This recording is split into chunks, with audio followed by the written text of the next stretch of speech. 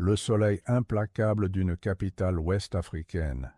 L'air est lourd de poussière et de colère.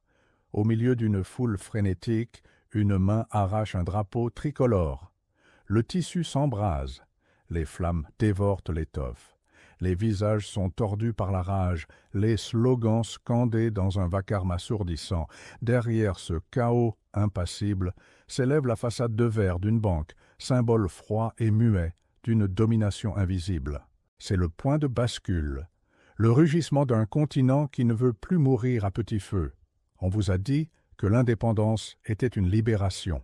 On vous a murmuré que le franc CFA était une garantie de stabilité, un rempart contre le chaos monétaire, un cadeau de la France à ses anciennes colonies pour les arrimer à la puissance européenne, une aide au développement. Ce sont des fables, des contes pour endormir. La vérité, elle, est bien plus sombre. C'est un vol organisé, un système de ponction, un crime économique perpétré pendant des décennies contre des nations entières, contre des millions d'êtres humains. Ce n'est pas une monnaie, c'est une chaîne invisible, forgée dans l'acier du colonialisme et de l'appétit sans fin. Comment ce piège fonctionne-t-il? C'est d'une élégance glaciale. Le franc CFA, monnaie de 14 pays africains, est arrimé à l'euro par une parité fixe. Son mécanisme? Une obligation. Les banques centrales africaines de cette zone doivent déposer 50% de leurs réserves de change auprès du Trésor public français. 50%, l'argent des nations africaines mis en sûreté à Paris. Pour quelle contrepartie? Une garantie de convertibilité, c'est l'argument officiel. La réalité, c'est un verrou, une privation totale de souveraineté monétaire. Ces pays, immensément riches en ressources, or uranium, pétrole, diamants, cacao, n'ont aucun contrôle sur leur propre outil économique. Ils ne peuvent dévaluer leur monnaie pour stimuler leurs exportations ou ajuster leur économie.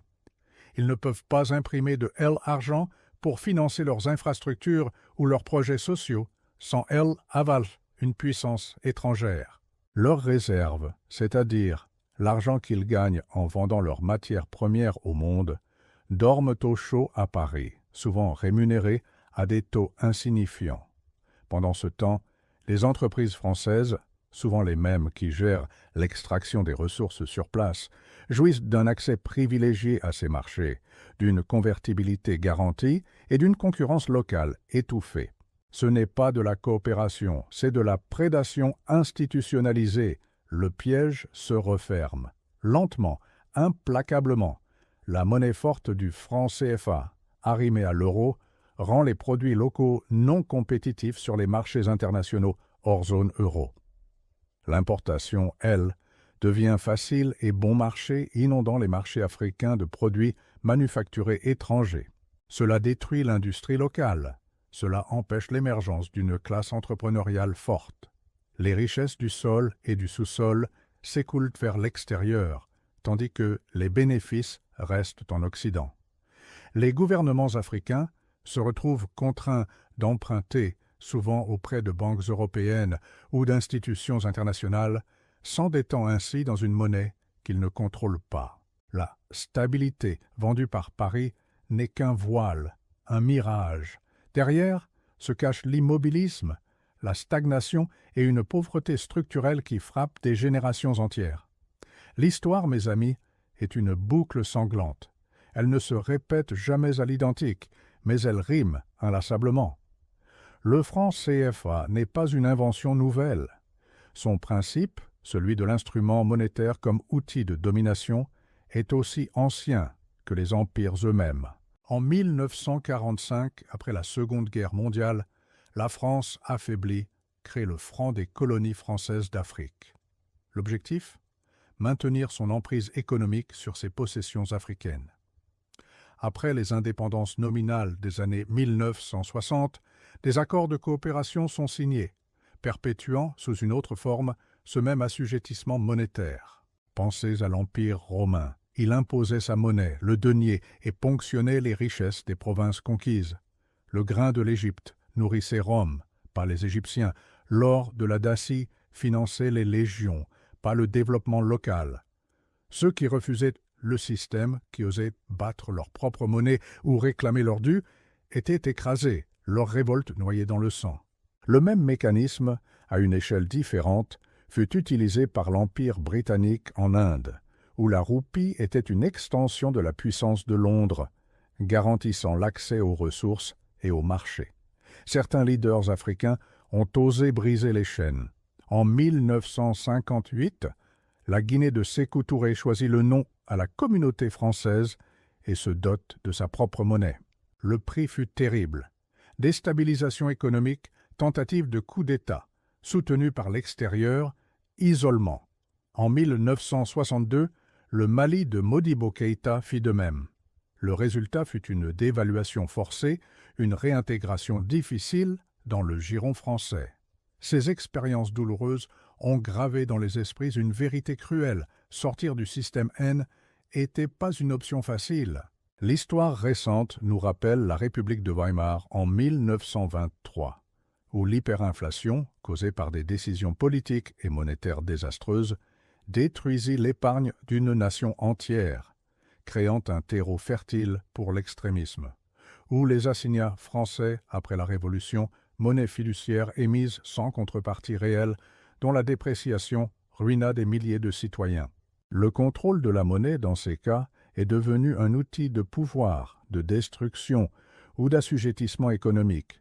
Ces décisions, prises dans des bureaux lointains, ont des visages, des destins brisés. Pensez à l'entrepreneur sénégalais qui rêve de monter une usine de transformation de mangue. Il se retrouve asphyxié. Le coût du crédit est trop élevé, l'accès au financement complexe, ses produits trop chers face aux mangues importées d'Europe ou d'ailleurs. Il abandonne. Des milliers d'emplois potentiels disparaissent. Des villages entiers restent dans la pauvreté, malgré une terre fertile et une richesse agricole inouïe.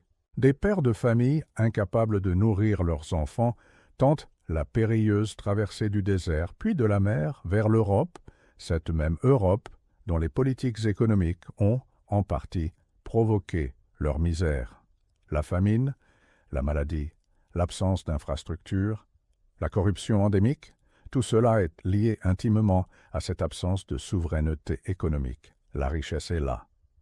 Mais elle ne profite pas à ceux qui la possèdent.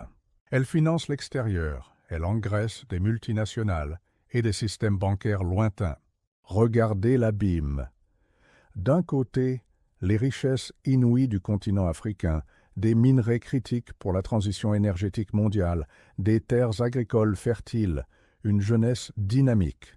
De l'autre, un indice de développement humain misérable, des infrastructures inexistantes, des populations dans l'extrême pauvreté. Hier, la domination coloniale s'exerçait par la force brute. Aujourd'hui, elle opère par le silence des chiffres et la complexité des mécanismes financiers. Les ressources s'écoulent toujours, mais la misère persiste. Des millions de tonnes de phosphate partent vers l'Europe, laissant derrière elles des sols pauvres et des populations démunies. Des centaines de tonnes d'or sont extraites, mais les hôpitaux manquent de médicaments essentiels. La France-Afrique n'est pas un vestige du passé. C'est une blessure ouverte, purulente. Les signes ne peuvent plus être ignorés. Le volcan gronde. Ce n'est pas un hasard si, ces dernières années, les coups d'État se sont multipliés au Sahel. Ce n'est pas un hasard si les drapeaux français sont brûlés, si les ambassadeurs français sont expulsés, si les bases militaires françaises sont contraintes de plier bagages. Le cri de rage que on entend aujourd'hui n'est pas le fruit une manipulation isolée. C'est la déflagration d'une colère accumulée pendant des décennies, un rejet viscéral d'un système. Et l'histoire nous l'enseigne. Lorsque l'ancien maître est chassé, le vide est rarement comblé par la liberté. De nouveaux acteurs se pressent déjà aux portes.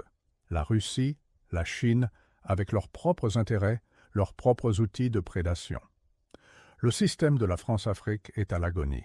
Mais le piège est-il seulement en train de changer de main? Ce qui va arriver dans les 5 à 10 prochaines années, si rien ne change, est terrifiant. Le chaos. L'Afrique deviendra un champ de bataille encore plus violent pour les ressources et les influences. les conflits s'intensifieront. Les populations désespérées continueront à migrer en masse, alimentant des crises humanitaires sans précédent. La radicalisation gagnera du terrain.